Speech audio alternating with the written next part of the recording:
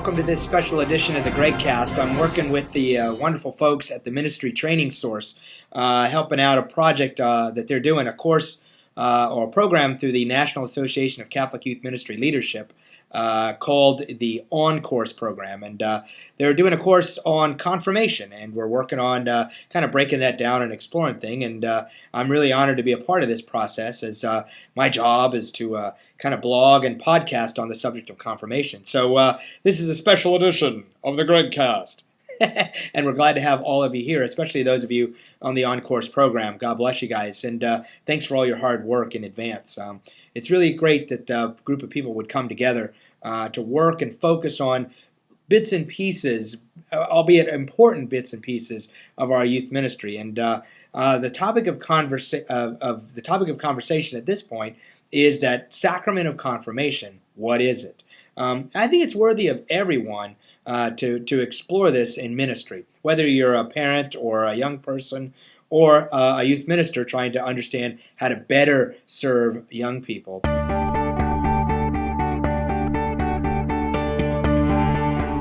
One of the things we're talking about is trying to define exactly what confirmation is. One of the required readings in the MTS course is a gentleman named Lawrence Mick in his book, Understanding the Sacraments Today. He spends a chapter talking about confirmation. And it's a really excellent article, or a chapter, if you will, in this book, because it really breaks down the true essence of what it is that is confirmation and what it's not. So in lieu of just kind of passing it on to you, Mick talks about in his book that what confirmation really is a journey.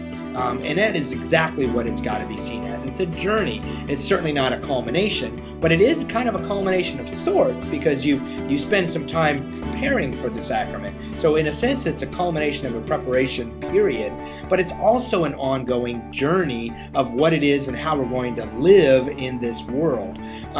What confirmation also is, it's a declaration of a community to say that, hey, we've got some kids that are now excited about the faith, and the idea that they want to make a difference by being more involved in their community. So that's what confirmation is. It's also a conversion. It's a statement that I'm ready to go a little deeper in my faith. That's the idea about Catholic maturity. That idea that I want to go a little deeper in my faith so that I can be an active participant in the community. You know, it's also somewhat of an acceptance of a cross. Now, in my blog, I talk about how, at the end of confirmation, that Uncle Fred gives you this really cool cross pen and pencil set. And the idea that that's not quite the cross that we're talking about. However, it's pretty cool that you get this really great pen and pencil set. But the cross, Billy Joel song, remember this one, Only the Good Die Young? You got a nice white dress and a party on your confirmation. You got a brand new soul and a cross of gold. Well, I'm not sure I agree with the idea that you suddenly have a soul, or a brand new one at that.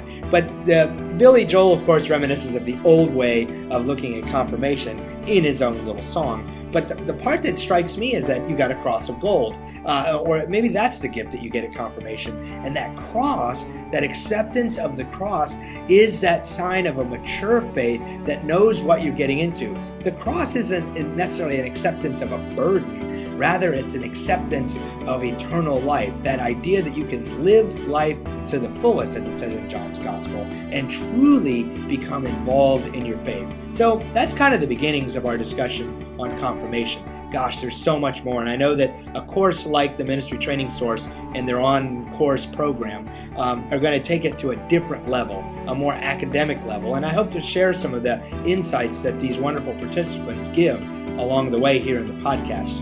We're going to be talking to some of the presenters over the next few weeks. We're going to be talking to some of the subject matter that comes up in the next few weeks. So stay tuned to this special little sidebar series on the idea that the GregCast is daring to go where no GregCast has gone before. Suddenly, the last podcast I talked about use the Force, Luke, and here I am now referring to Star Trek. I'm turning into something that I never was. Hey, a brand new soul. See you later. Thanks for coming. Bye.